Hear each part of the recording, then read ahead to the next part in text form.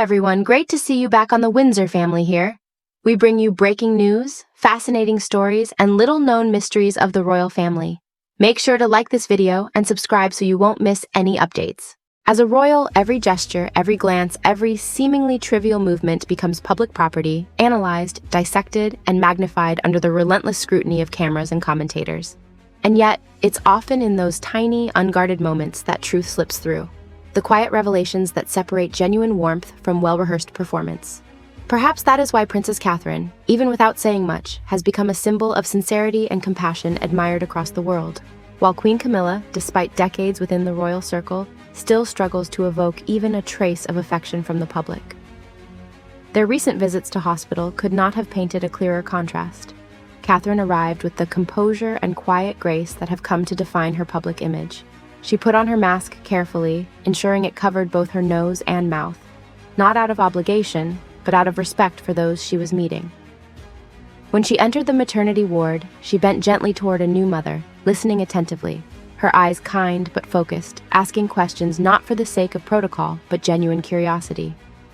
Her laughter was soft, never loud, and she had that rare ability to make people forget they were speaking to a future queen. When presented with a premature baby barely 2 days old, Catherine didn't hesitate. She instinctively reached out, holding the infant with the steady confidence of a mother, her movements protective yet tender. Even when she briefly removed her mask to respond to staff, it was done with deliberation. Her tone calm, her demeanor human. The room, by all accounts, felt lighter after she entered. Camilla's visit, on the other hand, was a masterclass in how to make formality feel forced. She arrived noticeably late, her mask hanging loosely beneath her nose, a small but telling detail. Palace aides later said it made her uncomfortable, which, in her world, apparently outweighs medical precaution. The irony of prioritizing personal comfort in a hospital ward filled with fragile newborns was, to put it mildly, staggering. As the visit proceeded, Camilla appeared distracted, adjusting her hair repeatedly as photographers clicked away. At one point, she requested tea from the staff, a moment that felt less like an official engagement and more like a brief stop at a country estate. Her conversation with parents was brisk, formulaic, as if rehearsed on the car ride over. And when she leaned too close to one of the babies, speaking loudly enough to startle the child into tears, she seemed momentarily annoyed rather than apologetic. By the time the group photo was arranged, the tension was palpable. The nurses beside her stood awkwardly distant, their smiles tight, as if silently acknowledging that this was all for show.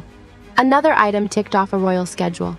When Catherine departed, the difference was impossible to miss. The staff waved genuinely, smiling, their faces open, their eyes warm. No one had to say it out loud. Sincerity doesn't need translation. The cameras captured it all. 2 women, 2 futures, one adored effortlessly, the other tolerated politely.